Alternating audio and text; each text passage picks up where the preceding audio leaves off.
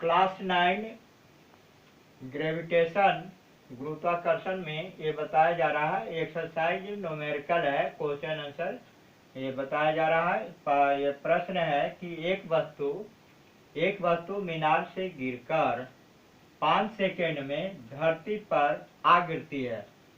जी बराबर 10 मीटर प्रति second square है। धरती पर टकराते समय पत्थर की चाल क्या होगी? एक नंबर में धरती पर टकराते समय पत्थर की चाल क्या होगी। दूसरा प्रश्न है कि 5 सेकेंड के दौरान उसकी चाल क्या है। तीसरा प्रश्न है कि धरती से मीनार की कितनी ऊंचाई पर है। धरती से मीनार की कितनी ऊंचाई पर है, तो कुल दूरी निकालना है। जब किसी वस्तु को महत्तम ऊंचाई से नीचे की ओर गिराया जाता है तो गुरुत्वीय जो त्वरण होता है वह धनात्मक माना जाता है और जी गुरुत्वीय त्वरण जी का मान इसमें 10 मीटर प्रति सेकेंड स्क्वायर है। 10 मीटर प्रति सेकेंड स्क्वायर है, तो जी बराबर यहाँ धनात्मक मान है, प्लस है 10 मीटर प्रति सेकेंड स्क्वायर है। तो एक नंबर में धरती पर टकराते समय पत्थर की चाल क्या होगी। जब किसी ऊंचाई से गिराया जाता है तो वह प्रारंभिक वेग से गतिशील होता है और जब ऊंचाई से गिराया जाता है तो वस्तु का प्रारंभिक वेग u विराम अवस्था से नीचे की ओर गिरता है तो प्रारंभिक वेग u बराबर 0 होगा। u बराबर 0 मीटर पर सेकेंड होगा और इसमें 5 सेकेंड में धरती पर आग गिरती है तो लगा समय t बराबर 5 सेकेंड है और g बराबर 10 मीटर प्रति सेकेंड स्क्वायर है।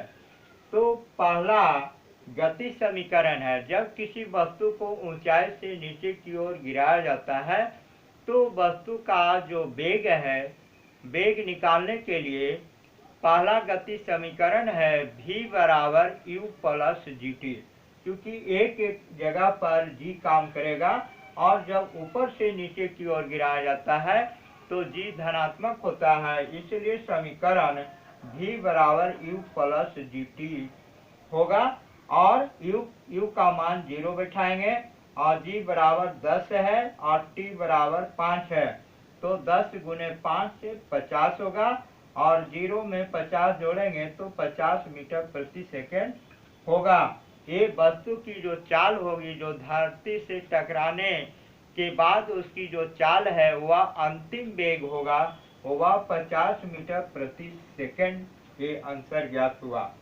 तो दूसरा प्रश्न है कि 5 सेकेंड के दौरान उसकी चाल क्या होगी।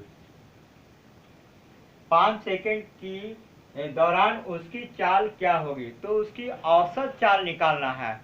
क्योंकि वस्तु विराम अवस्था से महत्तम ऊंचाई से नीचे की ओर गिरता है तो u बराबर 0 हुआ और धरती से जब टकराता है तो उसका अंतिम वेग फाइनल वेलोसिटी v हो जाता है। तो धरती से टकराने के बाद 5 सेकेंड के बाद उसकी जो औसत चाल है, प्रारंभिक वेग प्लस अंतिम वेग और उसमें 2 से भाग दिया जाएगा। वस्तु की औसत चाल बराबर प्रारंभिक वेग प्लस अंतिम वेग बटे 2 बराबर प्रारंभिक वेग 0 है और अंतिम वेग 50 है बटे 2, तो 50 में 2 से भाग देंगे तो 25 मीटर प्रति सेकेंड ज्ञात होगा।